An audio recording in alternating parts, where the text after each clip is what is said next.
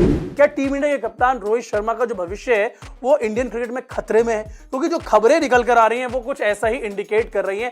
बहुत ज्यादा कंफ्यूजन यहाँ पे टीम इंडिया में नजर आ रहा है और ऐसा लग रहा है कि बीसीसीआई अब ये चाहती है कि वो जो कंफ्यूजन है वो पूरी तरह से क्लियर हो जाए। अपडेट जो निकल के आए हैं इंडिया के ट्रांजिशन से, टाइम्स ऑफ इंडिया के हवाले से, उसमें बहुत सारी चीजें हैं। पॉइंट नंबर 1 की अगर हम बात करें, सेलेक्टर्स बहुत ज्यादा आतुर हैं, ईगर है यहाँ पे कि जो प्लान्स हैं वो 2027 ओडीआई वर्ल्ड कप के लिए सेट किए जाए। वो बताया जाए कि भाई हमारा जो मेन एजेंडा है वो 2027 का ओडीआई वर्ल्ड कप है, वहां पर हमें जाना है और कहीं ना कहीं उसी पर हमें फोकस रखना है।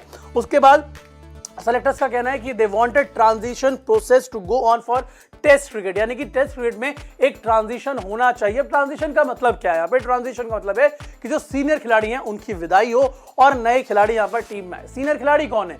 रविंद्र जडेजा, रोहित शर्मा, विराट कोहली, इन्हीं के ऊपर यहाँ पे तलवार लटक रही है। और साथ ही साथ इसमें बोर्ड और सेलेक्टर्स ने कहा है कि हम वो क्लैरिटी चाहते हैं कैप्टनसी के ट्रांजिशन पे। देखिए लगातार बात हो रही है कि भाई क्या होगा क्या नहीं होगा।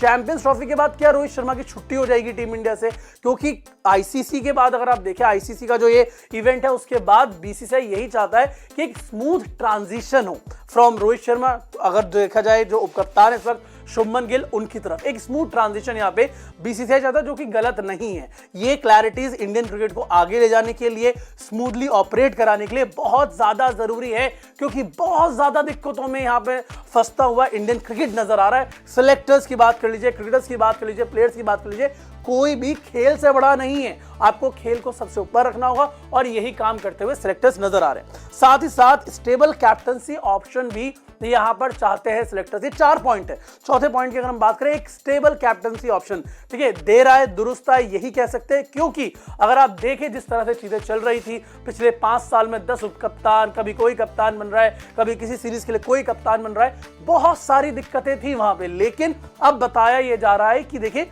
पूरी तरह से चीजें सही रहेंगी और एक स्टेबल कैप्टनसी ऑप्शन उन्हें चाहिए। अब देखना दिलचस्प होगा कि किस तरह से चीजें चलती है। लेकिन ये जो पॉइंट्स एक बार दोबारा से मैं आप लोगों को बता देता हूं। सबसे पहले set plans for 2027 ODI world cup, पूरा क्लैरिटी के साथ जाना चाहते हैं।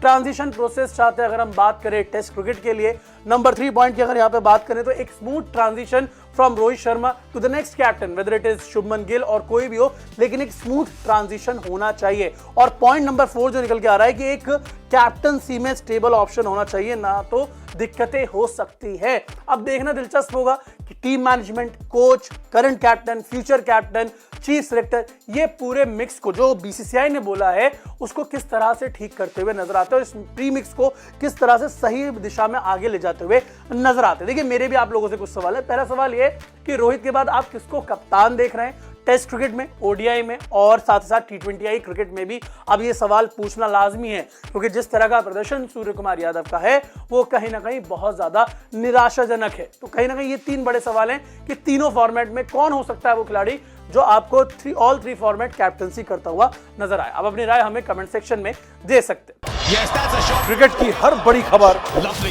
हर बड़े अपडेट और लाइव डिस्कशन के लिए जुड़िए मेरे साथ सिर्फ India TV cricket YouTube channel पर।